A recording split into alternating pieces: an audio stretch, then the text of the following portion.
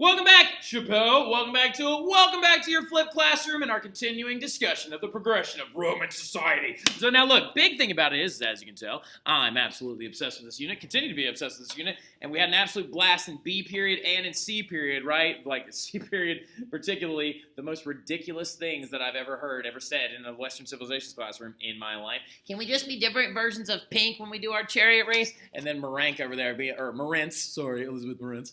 So like being over there being like, we'll just come out to the Barbie song. We were talking about the Circus Maximus. Absolutely hilarious. Thank you guys. I really appreciated that.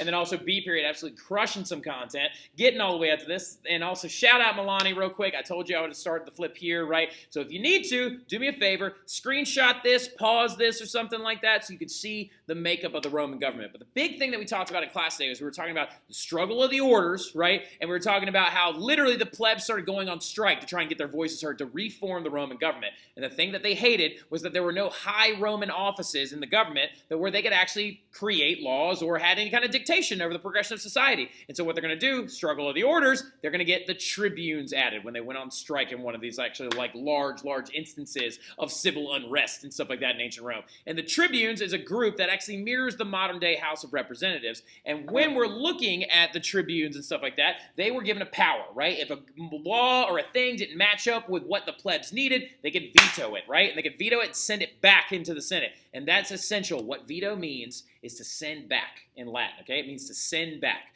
Now, we'll talk about this a little bit more, and we'll review it a little bit more in class as well, but if you need that stuff real quick, screenshot that. Remember, you can ignore this. You don't need that at all. You can go delete that. So the big thing about it, though, as well, is we're now moving into something completely different. We are switching gears completely, and we are now going to start talking about Roman conquest, right? We are going to talk about how the heck Rome is going to start out as a city that's only this big, but they're going to grow to become that large and cover everything right there in red and become a massive empire. Well, a lot of it boils down to the fact that Romans kind of like modeled themselves after this early image of divide, explore, conquer, right? As their military began to grow and they started advancing in their catapult systems and their armored infantry systems using pylons in this thing called the tortoise formation, which we'll talk about a little bit later on. It's super cool. It's like an updated phalanx system, right? So the thing about it, though, in general, divide, explore, conquer.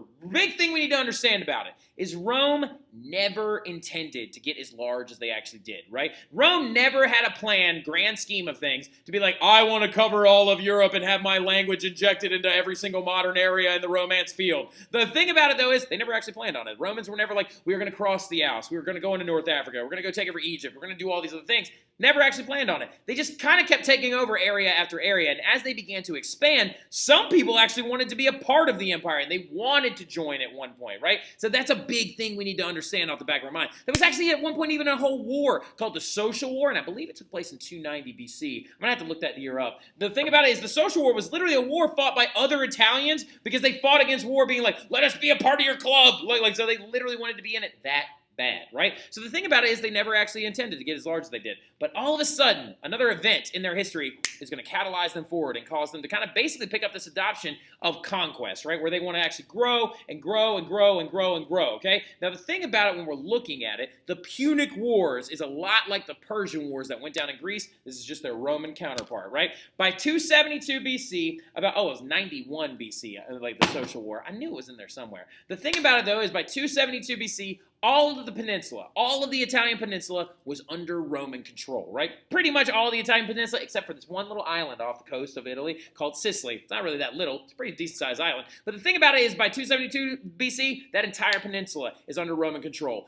And they've got a rival growing across the water. Over across the Mediterranean Sea in what is now modern-day Tunisia, there was a city known as Carthage, right? And we're now, right now, at a crux delta moment in history, okay? Because the war that these people are about to fight against one another is going to be massively important. Because imagine if it went the other way. I want y'all to wrap your brain around that really quick. Rome was this large. Look how big Carthage was. They spanned the entirety of northern Africa into modern-day Morocco, over the Strait of Gibraltar, into the southern area of Spain. They were very large. They took over Sardinia. They also literally owned more than half of Sicily, right? They were a very large imperial power. And they were also a very large trade-based power, right? As you can see right here in this picture as well. They were all about trade in northern Africa. They were very advanced, just like the Romans were. They knew how to make those trireme ships that the Romans actually didn't know how to make at the time, and they're going to end up becoming a very big rival with the Romans. But imagine for a moment if the Carthaginians has won, because spoiler alert, Rome wins. All right, so like Rome wins these wars. But imagine for a second if the Carthaginians had won, I'd be teaching this entire unit about the growth of Carthage, not the growth of Rome. I'd be freaking out about Carthaginian leaders, like the two we're about to talk about in this flip, named Hannibal and Hamilcar. I wouldn't be freaking out in a couple of days about Julius Caesar. And by a couple of days, I mean next class. All right, so now look, big thing about it, though, when we're talking about it, what caused all these things is a lot of it has to do with trade, right? A lot of it has to do with trade, especially over the island of Sicily, because as the Greek influence began to deplete itself in Sicily, it let open a lot of natural harbors that Carthage was beginning to take over. And a lot of crazy stuff went down, and it basically leads to their very first war. But the big thing about this very, very first war is kind of exactly how it went and where it's all going to go. That what's going to happen is it's all going to be over Sicily, right? They wanted Sicily. They didn't like how Carthage was very, very large, very, very close by.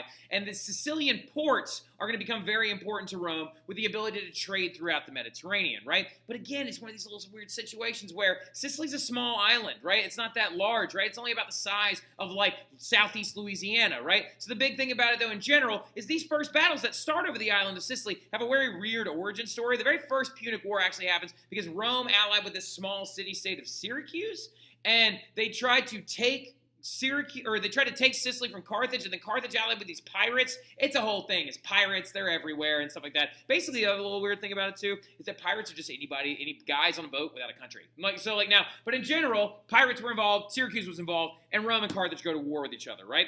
Well, in a big way, this war wasn't originally a stalemate, right? A lot of small battles that never really had a big result because Rome was up on its peninsula with its cliff line, like coastline, and so there was no way for the Carthaginians to get to them. And then the Romans couldn't go off and fight the Carthaginians because the Carthaginians were out in the water and they had a very, very big navy, right? Well, the thing about it is Rome is going to decide to build a navy, right? They literally build a navy out of sunken Carthaginian ships, right? Look, sunken Carthage ship.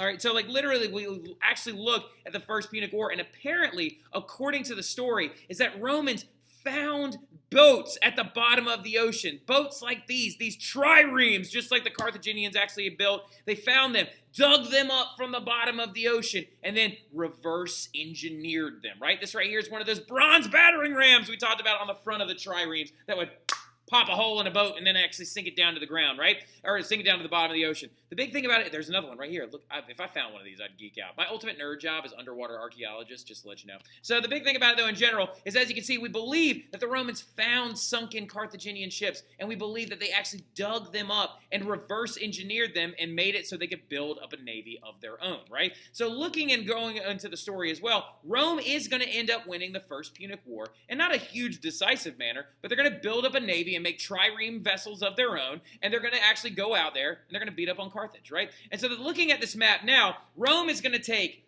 Sicily, it's going to ally, of course, with Sardinia, it's going to take Corsica, or not Sardinia, Syracuse, it's going to take Corsica and Sardinia, and it's going to grow its influence, right? But something you need to understand about other Punic Wars and other wars in general is that Carthage is going to now be forced to pay what's known as reparations, right? Reparations as in, they have to pay Rome for losing this war, right? The thing about it in general, though, okay? Write that down. Carthage has to pay for the war. Write that down. Carthage has to pay for this war, right? Carthage has to pay for the war, and they start running out of money, right? And it's when this one very prominent individual comes into power and play, right? So there was this guy in the First Punic War who was a navy admiral in and of himself, but he fought for Carthage. He didn't fight for Rome, right? And he's really furious with Rome because he doesn't like the fact that he lost to Rome, right? That Carthage has lost to Rome, and now that his country must pay them back, right? He finds it disgusting. He's actually, fun fact, a mercenary as well. Technically, Carthage has no army. This is another little weird thing about Carthage. They don't have an army. They have to pay people to go out there and be their army, so that's why they would pay sailors all the time to have a really big navy. So the big thing about it in general, though, is this guy is furious with Rome. He hates Rome's guts now because he has lost to them in war, and his name is Hamilcar, right? Hamilcar is this very prominent figure in Roman history who's going to be very important going forward. Hamilcar is this general of the Carthaginian forces, and he is furious that he now has to pay Rome back for this war. So he goes off into excuse me, I'm getting ahead of myself. I'm getting excited. I apologize about that. Hamilcar has to pay off Rome for the losing of this war, and he also has a son, and his son's name is Hannibal. And Hannibal at this point in the First Punic War is a young man, very, very young and stuff like that. And Hamilcar hates Rome so much that he makes Hannibal swear on a sacrificed dead goat that he will forever hate Rome. I want you to imagine that for a hot second. Your dad just kills a goat and puts it on a pedestal, and you have to put your hand on top of it and swear to forever hate Rome, right? And so Hamilcar, with the aid of his son Hannibal, who is right here, their last names are both Barca, B-A-R-C-A, Hannibal Barca and Hamilcar Barca. So now the big thing about it is Hannibal and Hamilcar are going to be very, very important, right? And so apparently Hannibal swears on this dead animal that he will forever hate Rome, which is actually right there underneath his foot. Now the big thing about it, though, is that Hannibal and Hamilcar are disgusted with Rome, and they hate the fact that they have to pay them back, so they go off into southern Spain, where they try to find like silver mines, right? So Hamilcar and Hannibal head off into southern Spain, down here in this area right here. Come on, map. Come on, map. Where you at, map? Map, I need you. If there's a place you gotta go, I'm the one you need to know. I'm the map. I'm the map. I'm the map. If there's a place you gotta get, I can get you there, I bet. I'm the That's right. Thank you, Map. All right, so the big thing about it is Hannibal and Hamilcar, Hamilcar being the dad, Hannibal is the son, head off into southern Spain and take over these areas right there, right? They name one very prominent city, Carthago Novo, or New Carthage, and they create all these different little silver mines, right? And they start trying to mine all this silver to pay Rome back for the First Punic War. But Rome tells them straight up, they're like, hey, you two, over there in Spain, messing around. We've got colonies over here in this area right here. Don't you dare cross that river. Don't you dare cross that river. You cross that river, we're going to go to war again, and we're going to come over there and we're going to whoop your tails, right? Hamilcar and Hannibal take this as a massive insult, being like, what do you mean, don't cross this river? And then they did what? Cross the river anyway, right? So Hamilcar and Hannibal decide to start attacking Roman forces in the south of Spain because they're like, we've had enough of this crap. We've had enough of this garbage. We're just going to go out there and we're going to fight the Romans and we're going to do whatever we want. And so Rome is going to be threatened when Hamilcar and Hannibal start going and trying to invade them. Hamilcar stays back in Spain. Listen to me closely. Hamilcar stays back in Spain and fights the Roman forces in Spain, right? And then Hannibal decides, oh no, father, I'm not going to sit here in Spain and fight the Roman forces. I'm going to march on the city of Rome itself and try to destroy it from the inside, right? Hannibal recruits a massive army of thousands of men and decides that he is going to march over the Alps, those really, really tall mountains that protected Rome in the north, and he's going to show up and march on the city of Rome, right? The thing about it, though, in general, is he even brought elephants over the Alps, which is bananas. He apparently brought 38 elephants over the Alpine mountain range, which is crazy. Can you imagine taking 38 elephants over frosted mountains and stuff like that? Only a handful of them lived, by the way. Most of the elephants actually died in the crossing and stuff like that because a bunch of them like slipped off the edge right here and stuff like that and actually fell into a ravine at the bottom, which I don't know why, but imagining an elephant falling is hilarious. But the biggest thing about it, though, in general, is they did have massive victories, right? Something you need to understand, jot this down real quick because it's going to be extra credit on your test. It's going to be extra credit on your test. You need to know this. It's going to be extra credit on your test. Hannibal, when you're talking about the Second Punic War, a lot of people like to talk about how Hamilcar was in Spain, fighting off the Roman forces. Hannibal goes into Italy, and he's like marching onto like Rome and stuff like that. Everybody's like, oh, was he there for like 5 minutes? Was Hannibal only there for like a month and a half? Hannibal was in Italy for 16 years, burning down farms, burning down other people's villages, burning down other things, trying to goad all the Roman forces to come out and fight him, right? And actually, at one point, there was this one gigantic battle, this one huge battle where, where Rome goes out to try and fight Hannibal and stop him and stuff like that, and all of his forces. And what ends up happening, though, in the long run, is Hannibal is sitting on top of this giant elephant. It's his favorite elephant. It's his pet elephant. The pet elephant's name is Sura. And, so he's sitting on top of his favorite elephant, and he's just looking at the Roman forces, and he's just like, what do you want, bro? Come at me, right? This Carthaginian general is threatening all of Italy, burning all these things to the ground. The Romans show up very cocky and arrogant during the Second Punic War, during the 16 years of being destroyed by the Hannibal's army and stuff like that. And so they go out there at the Battle of Cannae, and they try to fight Hannibal, and they lose in a huge way, right? Hannibal's armies literally apparently took Romans prisoners because their arms got tired of stabbing Romans to death. Like, it's crazy. They legitimately apparently fought the Romans so badly, but the thing about it was Hannibal never took the city of Rome. Hannibal never took the city of Rome. He was sitting on Sura, and Sura died later on, which really stinks. But he was sitting on Sura at one point, and they tried to attack the city of Rome, but there's this huge marsh that actually is around the city of Rome, and he couldn't get through it. And actually, while he was trying to get through this big marsh and swamp and stuff like that outside of Rome, he got an infection in his eye, and they had to dig it out with a sword and pop his eyeball out to keep him from dying, right? So Hannibal spent 16 years trying to attack the city of Rome, and he never fully got all the way through, which is absolutely bananas. But while he's doing this, he's destroying all this stuff. He's killing Roman soldiers at the Battle of Cannae. His arms are getting tired from stabbing people to death. And then, a stroke of genius. A Roman general comes along by the name of Scipio Africanus, right? Scipio Africanus rolls up and decides that he is actually going to be the guy that's going to go and turn the tide of this war, right? Scipio Africanus is going to be the main member of the Second Punic War that is going to turn the tides from Carthage winning with Hannibal and Hamilcar towards the Romans winning, right? This stroke of genius by Scipio Africanus is like, wait a minute, Carthage doesn't have an army. They pay these guys, right? They control Spain, and Hannibal's wreaking havoc all over Italy. Well, wait a second.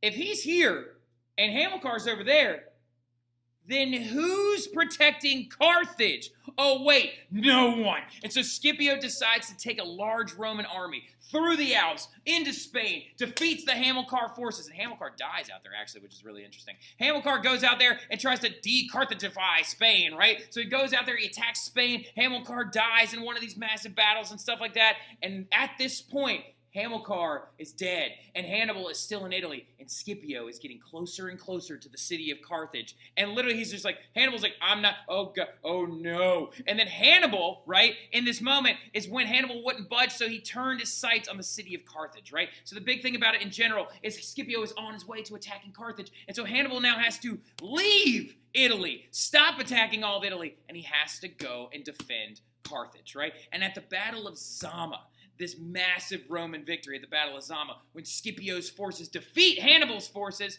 Carthage surrendered in 202 BC, right? Hannibal even had to flee and find another job in another kingdom. The last we ever heard about Hannibal with his one eyeball and stuff like that is he was like living out towards Turkey, and he was like a general of one of their armies and stuff like that. And one of the last things we heard is one of his grand military plans was to throw snakes at another army, right? Now the big thing about it though is Carthage is going to lose because Scipio Africanus is going to attack Carthage while all the Carthaginian forces are in Italy and in Spain, right? Genius move. And that's actually why he's called Scipio Africanus. He's called Africanus because he went out and attacked Africa, right? You see how that works? He earned a nickname because he went out and attacked Africa, Scipio Africanus. And then the big thing about it, though, is the last one you need to know is the Third Punic War, which broke out in 146 BC. It's basically like Rome was just like, you know what stinks? Carthage still exists. So they're like, let's go destroy them. And so Scipio's grandson goes off and destroys Carthage, like burns it to the ground, wrecks it completely and stuff like that, and decides to burn it into ruins, right? There are ruins of Carthage still left that were popping up around, but according to the story, is Rome even actually went out and decided to salt the land of Carthage to prevent anything from growing, right? Now, an interesting little fact about this is that when you salt the land, it makes it so nothing will ever grow there ever again, which is like a giant Roman screw you for the rest of eternity. They're like, you know what, Carthage, nobody likes you anyway, and they decide to salt the land and destroy everything that they held dear. But the thing about it in reality, it would be borderline impossible to salt all the lands of Carthage. So what Romans would usually do whenever they declared war is they would bring a piece of the land of Carthage into the Roman Forum. They would literally have like a square of grass from Carthage. They would put it in the Roman Forum. They'd be like, we declare war on Carthage, and they'd stab it with a spear. And then apparently in a ceremony, they salted that little piece of land, right? Like, so like now, but I still think it's funny that they like salted all the land. Now, after that though, what's going to happen is now that they've taken over Carthage, they're on the like western bank of the Mediterranean. They turn their sights to all these other people all around the Mediterranean. They go out and attack Greece, and they take them over. They go out and attack Macedonia, and they take them over. They go out and actually attack parts of Asia, and all this begins to fall under Roman control, right? They use diplomacy and threats during the Punic Wars. But the big thing about it in general is that the Punic Wars set up this model for Roman conquest, that they're going to expand and grow very, very rapidly, right? Now, the thing about it is, after that, the Roman Republic would be divided up into provinces, and a governor would be appointed to rule each one of them. The people of the new provinces had to pay taxes to Rome, And a lot of them were taken into slavery, right? So something that you need to focus on really quickly when we're looking at this gigantic empire, right? All the people that lived here were known as the Gauls, right? All the people that lived here were the Visigoths. All the people that lived here were the Carthaginians, Egyptians, all this stuff later on.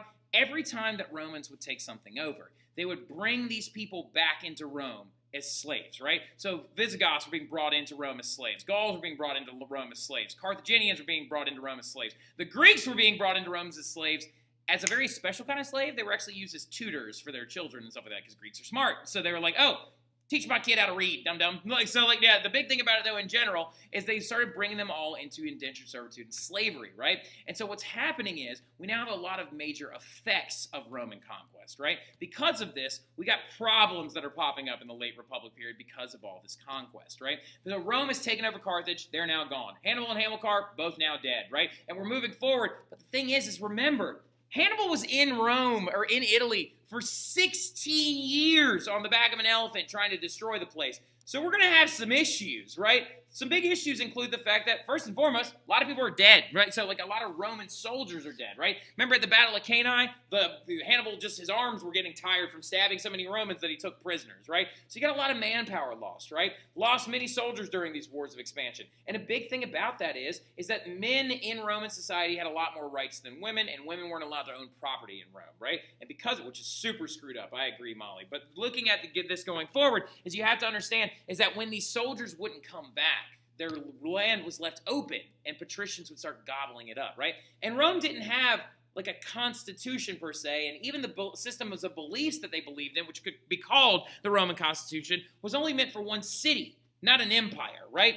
And so veterans of these wars also feel crazy unsupported and taken advantage of, because the ones that did live and made it all the way back to their farms during the wars of conquest, and while Hannibal was in Italy destroying all these farms, a lot of their farms have been destroyed, right? And they're just sitting there on smoldering heaps of ash, and they're like, bro, what am I supposed to do with this? My family's all dead. Like, I'm sitting here with no land, and they burned all my land. All my crops are gone. How am I supposed to stay alive? And the veterans had all these patricians rolling up to them because the countryside is in shambles, and the soldiers are coming back to garbage, and all their farms have been destroyed. And the thing about it is what's happening is Rome is not taking care of its veterans, right? This is a problem in our society even to this day. Is taking care of veterans is very, very important, but it's something that we do not do well enough, right? And the big thing about it in general, though, is that these veterans in ancient Rome are coming home, and their farms are destroyed. Their families are dead. They have no way of making money, but then who's slippering up a little bit? Some people are showing up wanting to make some money off this, and these patricians are coming up to these plebeian soldiers being like, oh, I'll buy your burned down farm from you, but I'm not paying full price. I'm paying a small amount. And the veterans have to take it. They have to take this money, and they start flooding into the cities, trying to find work and stuff like that. And so the cities are becoming overcrowded, and it's really, really disgusting there. And there's no work or labor that's actually there for them to find. And they're just showing up, and they're just like, I gotta buy work. But what this is going to lead to is a lot of these veterans are mad. And they're very, very upset, right? They're super, super upset. Just like Darius was upset, these veterans are super upset after these wars because they're like, I am a Roman soldier. The only reason Hannibal is gone is because of people like me. The only reason Carthage is destroyed and salted is because of people like me. The only reason that we took over all this stuff is because of people like me, right? But you're not helping me. You're taking my land. You're buying it for nothing. I'm now in a city trying to find a job, and I'm working as a launderer, and they, literally, Romans wash everything in human pee. So literally, that's the job he now had. He once had a farm, and now he's being taken advantage of. What's going to happen, though, is some of these generals that used to lead them are going to see this as an opportunity to take some power, right? And so you're going to see civil wars breaking out all over the empire, right? You're going to see rogue generals leading some of these mad veterans against other groups of Roman generals and having a bunch of civil wars, which are further destroying the society in and of itself, right? So we've got a lot of dysfunction in Rome right now. All this land that's been acquired by Rome is really messing them up. It's messing them up in a big way because they're like, how are we supposed to fix all this stuff? And wealthy Romans, as they began buying up the land for no money, veterans are finding little or almost no work for care. They're being considered goaded into going out and fighting civil wars. You're going to see the rise of two very important figures in Roman history that are going to change the tides of how everything is going, right? Now, I need you to do me a favor. Write this down as a really big, intense title. Write down Rise, R-I-Z-E, not Z-E, R-I-S-E, of the, and then write these two brothers, right? These two brothers rise up to try and fix life for the veterans to prevent some of these civil wars from happening, right? And so here we go. It's Rise of the G-R-A-C-C-I. G-R-A-C-C-I. The Gracci, right? The Gracci refers to the Gracchus brothers, right? And so these two dudes pop up in Roman history with the intention of trying to fix life for the veterans and prevent some of these civil wars from going down, right? So the very first one that pops up, who's super important, is Tiberius Gracchus, right? Tiberius Gracchus, who, first and foremost, when we're looking at his titles, he's a plebe. He is a plebeian man who has a very, very, very good wealth and money, who is educated and gets elected as a tribune, right? And he shows up and he starts making waves in Roman society. He rolls in and he's like, you know what? It's disgusting the way that we take care of our veterans. We should be taking land from wealthy people and giving it to the veterans because they deserve it. And the only reason Rome is so great is because of these men, right? He financed a bill to help them out. And all the votes start flooding in for Tiberius Gracchus to go out there and help these Roman veterans. And guess what happens? The senators are going to roll up and be like, wait. That's our land you're talking about taking and giving to these veterans. That's our stuff you're talking about taking away and giving to them. We don't like this idea. So what's going to happen is as Tiberius Gracchus is getting elected to the tribunate for a second time in a row, he's walking all the votes back that are actually, because he's advocating for these veterans, he's walking all the votes back that have all the votes that are actually voting for him in this big jar, and then literally a bunch of senators jump out from behind a trash pit, grab pieces of chairs, and they beat him to death with chairs, like off of a trash pit, pieces of wooden stools, right? So wait a minute. The senators have just murdered somebody. But are they charged for a crime? No, they're not, right? They're not charged whatsoever, right? They don't get charged for murder. They don't get charged for anything. And Tiberius Gracchus is now dead, right? Next guy shows up, and his name is Gaius Gracchus, right? The second of the Gracchi brothers, the much younger of the Gracchi brothers. He rolls up, and he wants to do all of his brothers' reforms. He wants full citizenship for all Italians so all of them could vote. He used to speak to gigantic crowds inside of the forum and would be like, I am advocating for the veterans and for the people of this place and of this country and of the peninsula so they can vote. And he also is going to be killed in cold blood as well by the Senate. And these reforms are going to trigger another civil war, right? But this is what we're going to do. We're going to stop right there. We're going to pick up on these two guys. We've got a lot of stuff to review tomorrow, and tomorrow is the best day ever. We'll talk about that soon. I'll see y'all soon.